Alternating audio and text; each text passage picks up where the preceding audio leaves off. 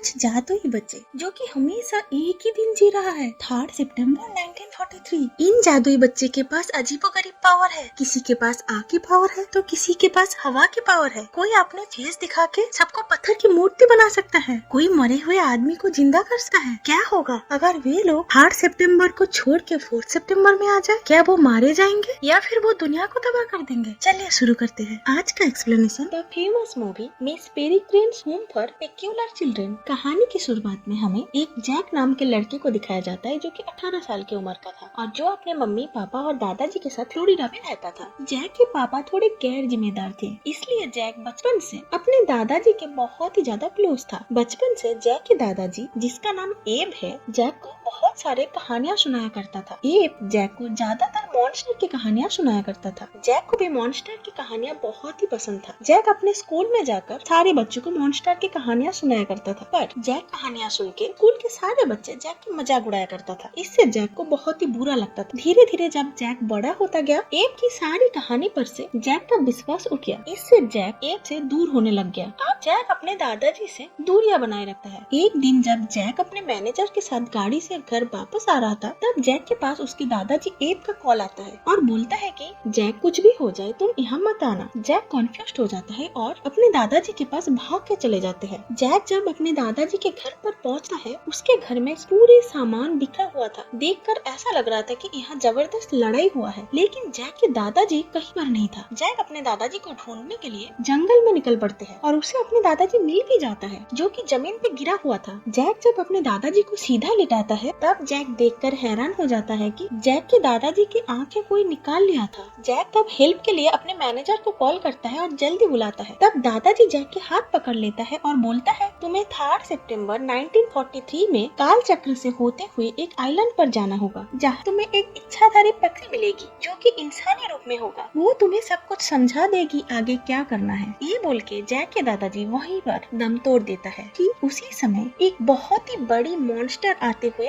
Jack को दिखाई देता है। तब जैक के मैनेजर गन लेके वहाँ पर पहुँच चुकी थी और जैक कहने पर जैक के मैनेजर पीछे मुड़ के गोली चला देता है, पर जैक के मैनेजर को वो मॉन्स्टर नहीं दिखता, पर जैक को दिखता है। इससे वो मॉन्स्टर भाग जाता है। इसके बाद पुलिस आता है और एब की डेथ एक जंगली जानवर के शिकार की वजह से हुआ है, ये बोल के केस क्लोज कर देता है। पर उस रात की वो भयानक बातें और मॉन्स्टर जैक के दिमाग में घर कर लेता है। इससे जैक डिप्रेस्ड हो जाता है और वो साइकियाट्रिस्ट के पास जाता है। अब जैक साइकियाट्रिस्ट को सारी बात खुल के बताता है। साइकियाट्रिस्ट ये सब कुछ जैक की एंजाइटी और ट्रॉमा बताती है। जैक बताता है कि जैक के दादाजी बचपन से उसे एक जादुई कहानी सुनाया करता था, जिस कहानी में आयरलैंड के एक आइलैंड पे कुछ बच्चे रहता है, जिन बच्चों के पास बहुत ही अजीब और स्पेशल पावर होता है। एब जैक को उस बच्चों के फोटोज भी दिखाता है और सारे बच्चों के पावर्स भी बताता है। जैसे ब्राउन और विक्टर में 10 आदमी का इक्वल पावर है, क्यू जिसके अंदर बहुत सारे मधुमक्खियाँ रहता है, एमा जिसके पास एयर का पावर है और वो लोहे का शूज पहनती है, नहीं तो वो उड़ जाएगी। जैक के ये सब ख्यालों से भरा बातें सुन के जैक के साइकियाट्रिस्ट उसके मम्मी पापा को एडवाइस देता है कि जैक को आयरलैंड के उसी आइलैंड पर लेके जाए, ताकि जैक रियल और इमेजिनेशन के बीच का फर्क कर सके। और जैक के फादर, जो कि बर्ड्स में थीसिस लिख रहा था, वो भी आयरलैंड की वो आइलैंड पे जाने के लिए मान जाता है, क्योंकि उस आइलैंड पे बहुत सारे बर्ड्स है, जिससे जैक के फादर को बुक लिखने में हेल्प मिलेगा। अब जैक और उसके फादर निकल पड़ते हैं आयरलैंड की उस आइलैंड पे जाने के लिए। रास्ते में जाते जाते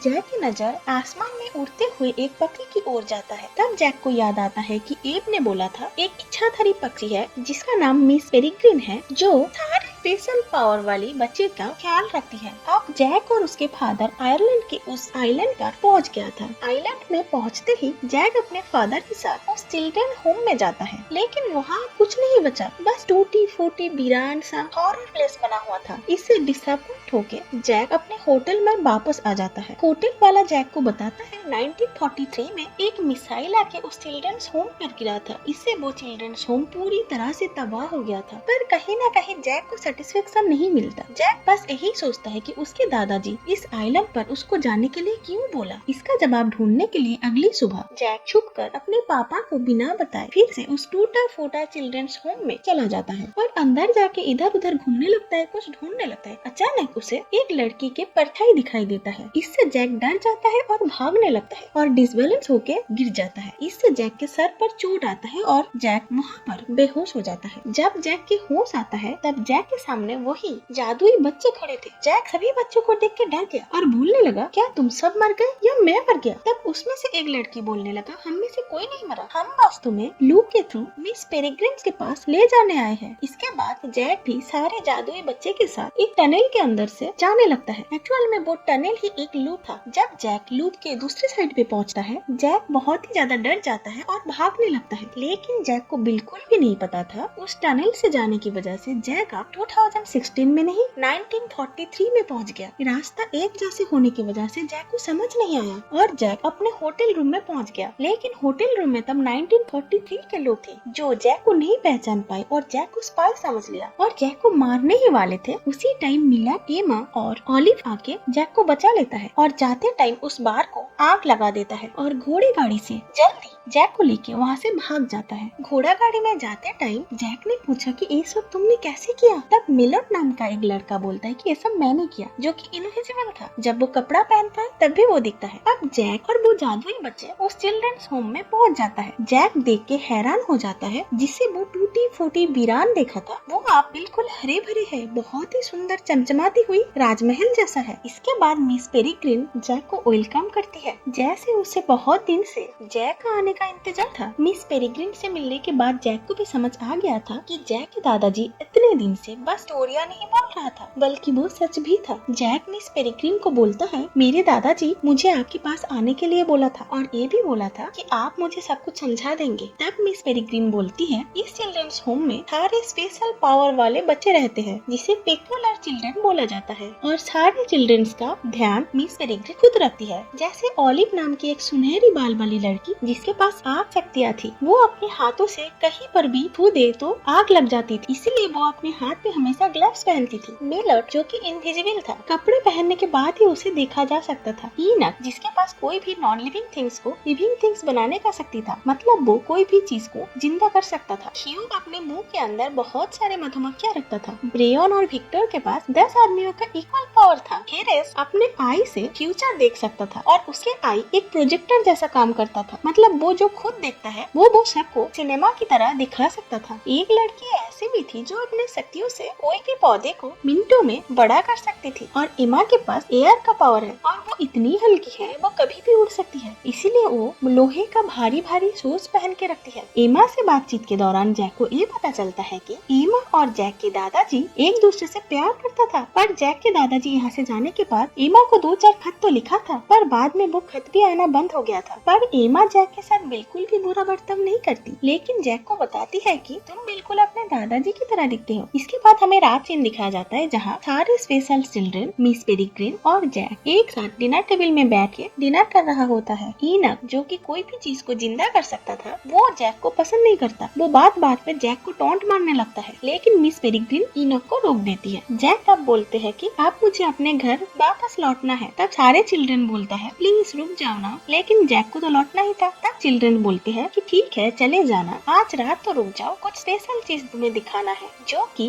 इस चिल्ड्रन होम का सबसे बड़ा सीक्रेट है। इसके बाद सब बाहर आ जाता है। मिस पेरिग्रिन सबको मास्क पहनने का आदेश देता है और मिस पेरिग्रिन अपने हाथों में कुछ घड़ी जैसा एक चीज लेके खड़ी हो जाती है। आसमान में तब बहुत सारे युद्ध जहाज तेजी से उड़ता है और उसी टाइम एक मिसाइल तेजी से आके चिल्ड्रन होम में गिरने ही वाला होता है। तब मिस पेरिग्रिन अपने घड़ी की मदद से टाइम को उसी जगह रोक देती है, इससे वो मिसाइल चिल्ड्रन होम पे गिरता नहीं, आसमान में रुक जाता है। और इसके बाद मिस पेरिग्रिन अपने घड़ी की मदद से टाइम को पीछे ले जाती है और वापस उसी दिन सुबह मतलब 3 सितंबर 1943 के मॉर्निंग में पहुंच जाती है। और यहाँ हमें पता चलता है मिस पेरिग्रिन एक इच्छाधारी पक्षी होने के साथ साथ टाइम को रोक सकती है और वापस पीछे ले जा सकती है। इस वजह से मिस पेरिग्रिन और वे जादुई बच्चे हर दिन ऐसे टाइम को पीछे ले जाती है और बार बार 3 सितंबर की मॉर्निंग में पहुंच जाती है। इससे वो लोग इतने दशक से एक ही दिन को बार बार जी रहा था। इसी वजह से मिस पेरिग्रिन और पे बच्चे का उम्र बढ़ ही नहीं रहा था, क्योंकि वे सब 3 सितंबर 1943 को पार करके कभी आगे बढ़ा ही नहीं। बाहर की दुनिया में कई साल बीत गया, पर उस चिल्ड्रन होम में अभी तक 3 सितंबर 1943 में ही अटका हुआ है, क्योंकि वो एक काल चक्र था। इससे वो बच्चे दुश्मनों से सुरक्षित भी था। इसके बाद जैक अपने टनल से होके अपने टाइम में मतलब 2016 में पहुंच जाता है। लेकिन आने से पहले जैक उस चिल्ड्रन होम से एक लेटर चुपके से लेके आ जाता है। अब जैक अपने प्रेजेंट टाइम में वापस आ जाता है और अपने होटल रूम में बैठ के वो लेटर पढ़ता है, जिससे हमें पता चलता है कि ऐसे टाइम लूप एक नहीं बहुत सारे होता है और एक टाइम लूप इम्ब्रेंस बनाता है। मिस पेरिग्रिन भी एक टाइप का इम्ब्रेंस है जो ऐसे टाइम लूप बना के पेक्यूलर चिल्ड्रन का रक्षा करती है। अब दुश्मनों ने मिस पेरिग्रिन का टाइम लूप ढूंढ लिया है, इसलिए जल्द से जल्द पेरिग्रिन को एक नया टाइम लूप बनाना पड़ेगा ताकि वो सारे बच्चों का रक्षा कर सके। ये पढ़ने के बाद जैक फिर से अपने पापा से छुपके उस टनल से होके पेरिग्रिन के पास आ जाता है और पेरिग्रिन को वो लेटर देख के बोलता है ये क्या है। पेरिग्रिन जैक के हाथों में वो लेटर देख के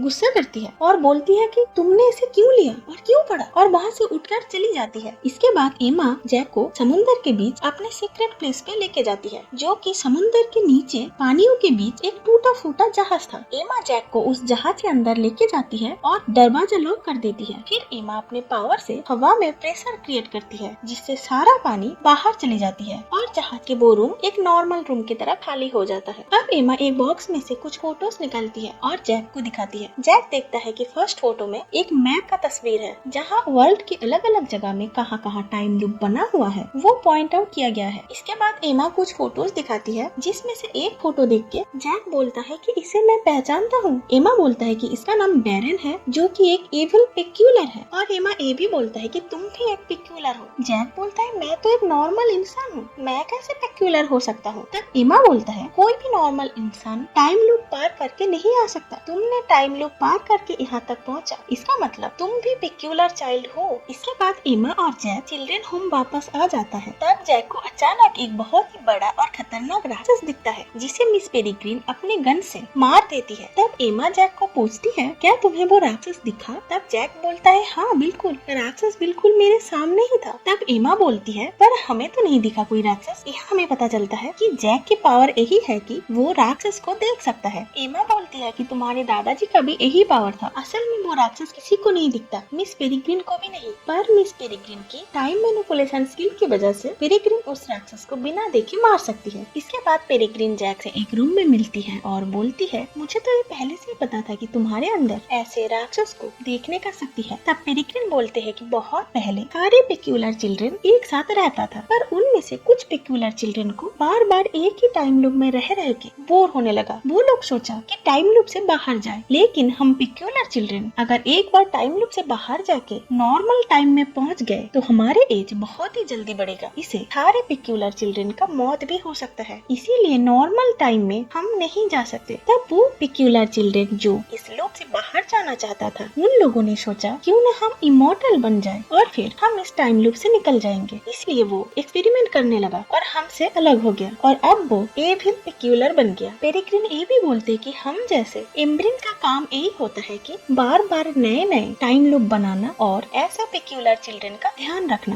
दुनिया भर में ऐसे बहुत सारे इम्ब्रेन्स हैं जो कि ऐसे बहुत सारे पेक्यूलर चिल्ड्रन का ध्यान रखती है, लेकिन तुम्हारे दादाजी इस टाइम लूप से निकल के आर्मी ज्वाइन किया, इसीलिए नॉर्मल टाइम में रहने के कारण उसका एज भी नॉर्मल तरीके से बढ़ा है। और हर पेक्यूलर चिल्ड्रन के अंदर स्पेशल पावर जीन के थ्रू ट्रांसफर होता है, लेकिन ये जरूरी नहीं कि हर जीन में पेक्यूलर चिल्ड्रन हो। अब मिस पेरिग्रिन ये बताता है कि बैरन और उसके साथी मिलके एक्सपेरिमेंट के लिए एक इम्ब्रेंस पकड़ लेता है और एक्सपेरिमेंट करता है, पर उन लोगों का एक्सपेरिमेंट फेल हो जाता है। इससे वो लोग इमोर्टल तो नहीं बनता, पर वे लोग मॉन्स्टर में चेंज हो जाता है और इनविजिबल हो जाता है। और बैरन को पता चलता है कि इनविजिबल टू विजिबल होने के लिए ऐसे पेक्यूलर चिल्ड्रन का आँख उसे खाना पड़ेगा, तब जाके वो इनविजिबल टू विजिबल होगा। इसीलिए बैरन और उसके साथियाँ सारे पेक्यूलर चिल्ड्रन को पकड़ के उन लोगों का आँखें निकाल के खाते रहते हैं। और बैरन इतने सारे पेक्यूलर चिल्ड्रन का आँख खाए, इससे बैरन अब विजिबल हो गया, पर बाकी मॉन्स्टर अभी तक इनविजिबल है और वो सब भी ऐसे पेक्यूलर चिल्ड्रन का आँखें निकाल के खाते रहते हैं। इसके बाद पेरिग्रिन की तरह ही एक इम्ब्रेंस पेरिग्रिन के पास आके पहुँचता है और बोलती है कि उस इम्ब्रेंस के सारे पेक्यूलर चिल्ड्रन को बैरन और उसके साथियाँ मिलके पकड़ लिया और सारे पेक्यूलर चिल्ड्रन का आँखें निकाल के खा लिया है। वो की तरह बच के पेरिग्रिन पेरिग्रिन के पास आया है एक खबर देने। जैक ये सब सुन के और देख के डर जाता है और जैक सोचता है कि उसे ये सब झंझट में नहीं पड़ना, इसीलिए जैक वहाँ से जाने लगता है। तब एमा आके जैक को रोकती है और बोलती है कि तुम ही एक हो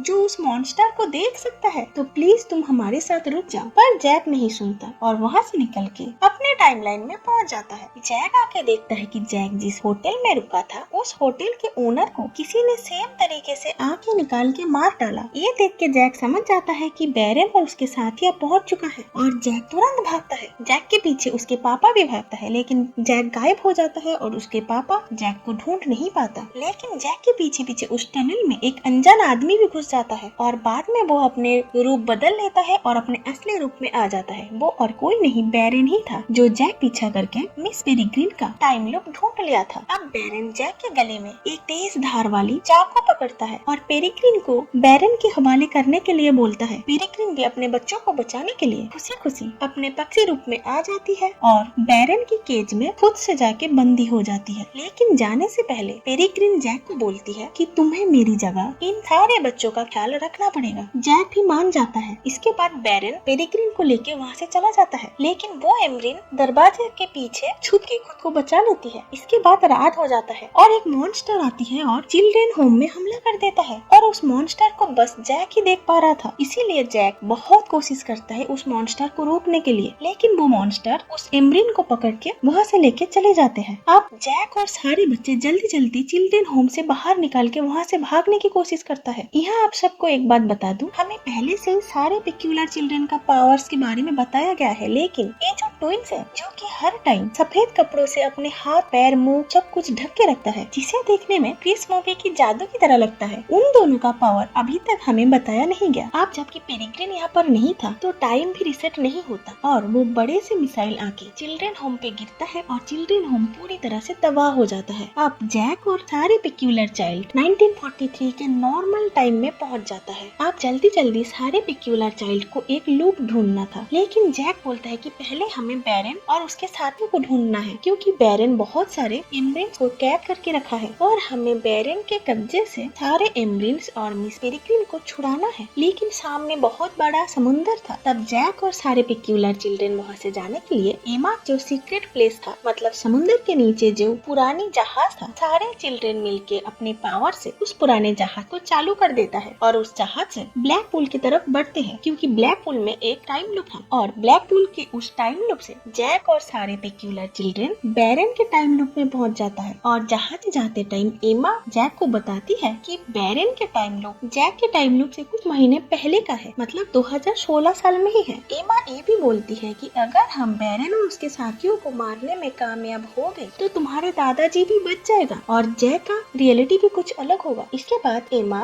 जैक और सारे पेक्यूलर चिल्ड्रन मिलके प्लानिंग करता है। एमा जाके बैरन को प्रोवोक करती है कि अगर हिम्मत है तो आओ मुझसे लड़ो, मैं अभी अभी एक मॉन्स्टर को मार के आई हूँ। बैरन सुन के हंसता है और बोलता है कि बच्चे क्या कर लेगा। इसके बाद बैरन और उसके इनविजिबल साथी मिलके सारे पेक्यूलर चिल्ड्रन पे हमला करने आते हैं। तब सारे चिल्ड्रन मिलके बहुत सारे बर्फ फेंकने लगता है ताकि जो इनविजिबल है वो विजिबल हो जाए। इसके बाद बहुत सारे कैंडीज फेंकने लगता है, इससे बैरन के सारे इनविजिबल साथी विजिबल हो जाता है। इनक अपने पावर से सारे स्केलेटन को जिंदा कर देता है और आदेश देता है कि बैरन के साथियों को मार दिया जाए। इससे कुछ स्केलेटन से बैरन के साथियों का मौत हो जाता है और बाकी पेक्यूलर चिल्ड्रन अपने शक्तियों से बैरन और उसके साथियों से फाइट करने लगता है। जैसे ह्यूग अपने अंदर से सारे मधुमक्खियां निकाल के हमला कर देता है, फियोना पेड़ के पत्ते से बांध के मार देता है और वो जो ट्विंस वो अपने फेस ओपन करता है और उसको देख के सारे एविल पेक्यूलर पत्थर में तब्दील हो जाता है। हमें पता चलता है कि वो ट्विंस अपने फेस दिखा के किसी को भी पत्थर का बना सकता था, इसीलिए वो हमेशा अपने फेस को कवर करके रखता था। जब सारे पेक्यूलर चाइल्ड एविल पेक्यूलर से फाइट कर रहा था तब जैक पीछे से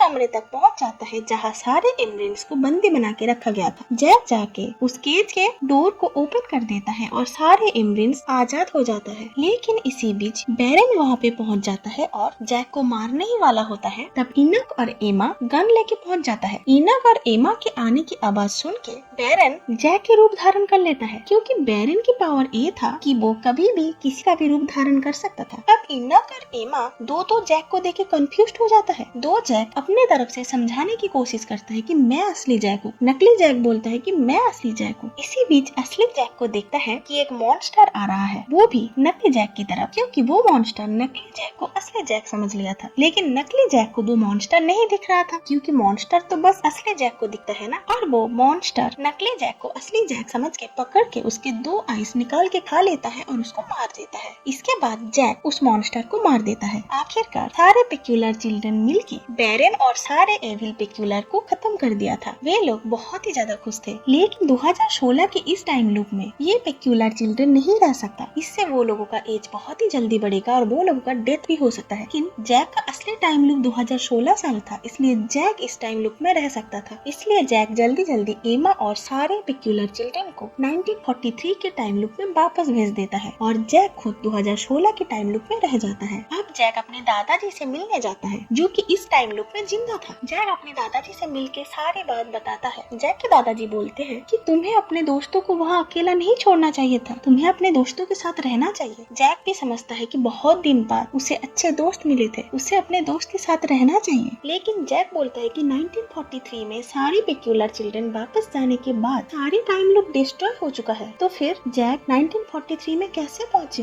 तब उसके दादाजी बोलते हैं कि तुम्हारे पास जो मैप है उसमें डिफरेंट टाइम लूप के एड्रेस लिखा हुआ है, उसके थ्रू तुम पहुँच सकते हो। अब जैक इस मैप के अकॉर्डिंग एक टाइम लूप से होके दूसरे टाइम लूप, फिर दूसरे टाइम लूप से होके तीसरा टाइम लूप, ऐसे छोटे छोटे टाइम लूप से ट्रेवल करता रहता है जब तक जैक 1942 में ना पहुंच जाए। अब आप लोग ये सोच सकते हैं कि 1943 में क्यों नहीं पहुंचा, 1942 ही क्यों? क्योंकि 1943 के सारे टाइम लूप डिस्ट्रॉय हो चुका था, लेकिन 1942 के एक टाइम लूप बचा था। इसीलिए जैक 1942 में पहुंच जाता है और एक साल वेट करते हैं 1943 आने का। इस बीच एक साल में जैक नेवी भी ज्वाइन कर लेता है और आखिरकार 1943 के उस टाइम में पहुंच जाता है जब एमा और सारे पेक्यूलर चिल्ड्रन उस टूटी फूटी जहाज से ब्लैकवुड के लिए ट्रेवल कर रहा था। जैक आके वहाँ एमा से मिलता है और आसमान में उड़ता हुआ मिस पेरिग्रिन भी आके अपने असली रूम में खड़े होते हैं। मिस पेरिग्रिन भी सारे बच्चों को सही सलामत देख के बहुत खुश होता है और यहीं पर इस मूवी का हैप्पी एंडिंग हो जाता है। अब इस मूवी में कुछ बातें मेरे दिमाग में आए, जैसे कि अगर वो सारे बच्चे 1943 के 3 सितंबर में हर दिन जी रहा था, उस 3 सितंबर में हर एक चीज कैसे होता है सब कुछ उस बच्चों को पता था। जैसे कि वो राक्षस का आना, पेड़ से फल का गिरना, इसका मतलब जैक का आना भी तय था। मतलब हर दिन ऐसे जैक आता था, इसका जवाब मुझे नहीं पता। और दूसरी बात ये, वो जो जुड़वा बच्चे थे जो अपने आंखें दिखा के किसी को भी पत्थर का बना सकता था, तो उन 2 जुड़वा बच्चे को आगे करके पहले से ही सारे एविल पेक्यूलर को क्यों नहीं पत्थर का बनाया गया, इसका जवाब भी मुझे नहीं पता। और लास्ट सीन में जो हमें दिखाया गया कि एमा और सारे पेक्यूलर चिल्ड्रन जब उस टूटी जहाज से ब्लैकपूल की तरफ जा रहे थे, उसी बीच जैक आकर एमा से मिलता है। लेकिन वहाँ तो पहले से जैक मौजूद था जो खुद एमा के साथ ब्लैकपूल की तरफ जा रहा था, तो क्या एक साथ 2 जैक उस जहाज पे हो सकता है? इसका जवाब भी मुझे नहीं पता। खैर छोड़िए, अगर मेरा मूवी एक्सप्लेनेशन आपको अच्छा लगा तो मूवी को एक लाइक, चैनल को शेयर और सब्सक्राइब जरूर करें।